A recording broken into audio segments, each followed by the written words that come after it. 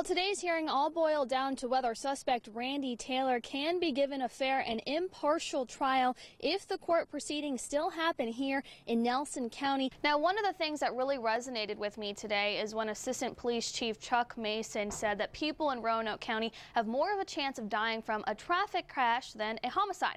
This is a situation that's developing right now. We are in the Draper area of Pulaski near Interstate 81. I can tell you that the police chief told me they are looking for evidence linked to the 5-month-old disappearance of Corey Cole in the woods behind me. One of the challenges drivers are having to deal with, or people just walking around the area, are big piles of snow looking something like the ones here at the Roanoke Civic Center. Now, of course, that's from those plows trying to push the snow off the roads and get them onto the curbs or wherever they can. And although I want to jump into the big pile behind me, I won't, because I have to look halfway decent on TV. This is one of the neighborhoods in Moore that it took a few days for us to get clearance in.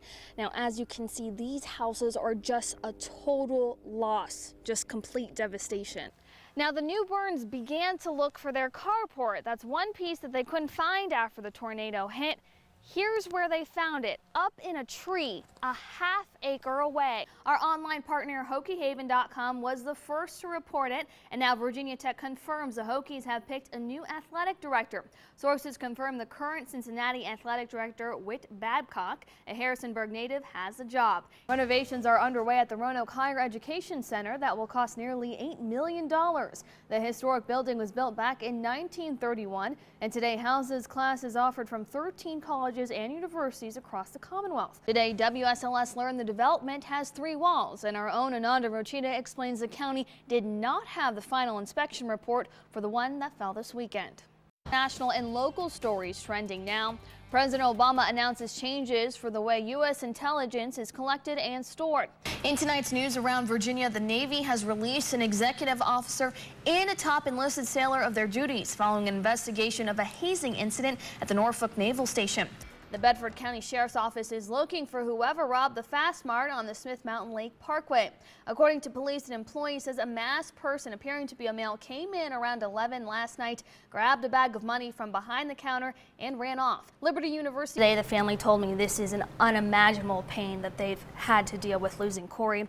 Now, Corey's mother says she did call police when they thought her son was missing. She couldn't go into detail about the investigation because charges are still pending, but she hopes tonight people remember her little boy. This is a case of animal abuse that impacted people here in our area. We have a lot of animal lovers in our community who said they couldn't turn away when seeing those images of Chad starving on our broadcast. Cassandra Morton, murdered at 23 years old in 2009. Samantha Clark, missing at 19 years old since 2010. Joan Cook, missing at 45 since 2012. And unfortunately, the list doesn't end there. These are just some of the faces of the missing and murdered during the last 5 years in our area. For the first time, these families sat down to discuss what's happening in our community. Why has this become important for you not to sit back and let this happen to another person? Somebody hurt them and took them from us. That's not right. I mean, there's an evil part to it. It's not accidental. Please, let us know. An evil now please. Laura and Trina Murphy and Angela Taylor know too well after their daughter and niece, 17-year-old Alexis Murphy, disappeared August 3rd and is now presumed to be dead. It's hard.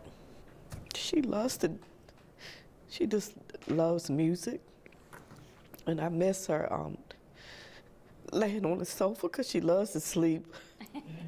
Is this an evil you didn't know existed until August 3rd? It is a miracle, and that's all I can say. It is short of a miracle that any of us sitting at this table can get up in the morning and get dressed and have some semblance of a normal life. These families say predators took their children, and they've taken others. Just look at these faces and these lives that they say mean too much to stand back and do nothing. I have to say that is so That's heartbreaking. powerful stuff. Yeah.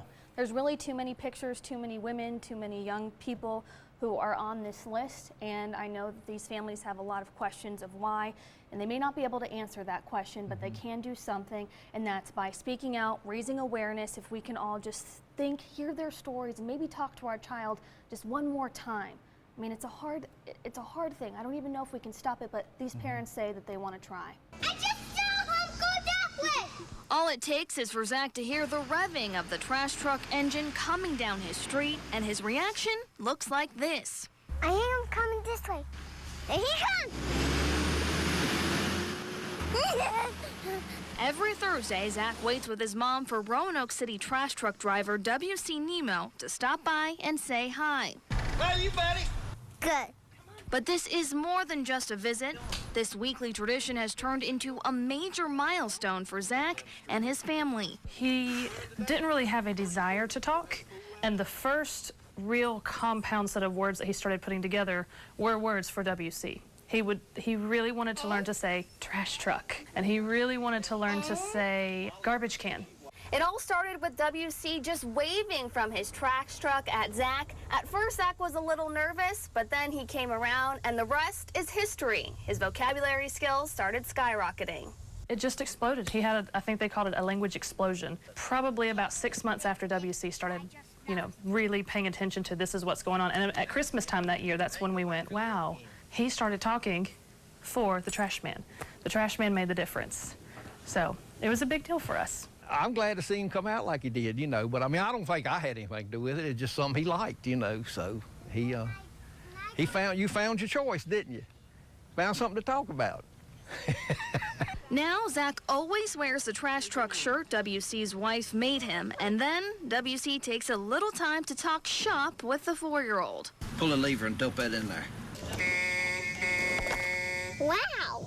And while the Taylor family couldn't be more grateful for the friendship that's helped their son blossom, WC says they aren't the only ones who got something out of it. Yeah, he's fun. I look forward to Thursdays. Probably more than he does sometimes.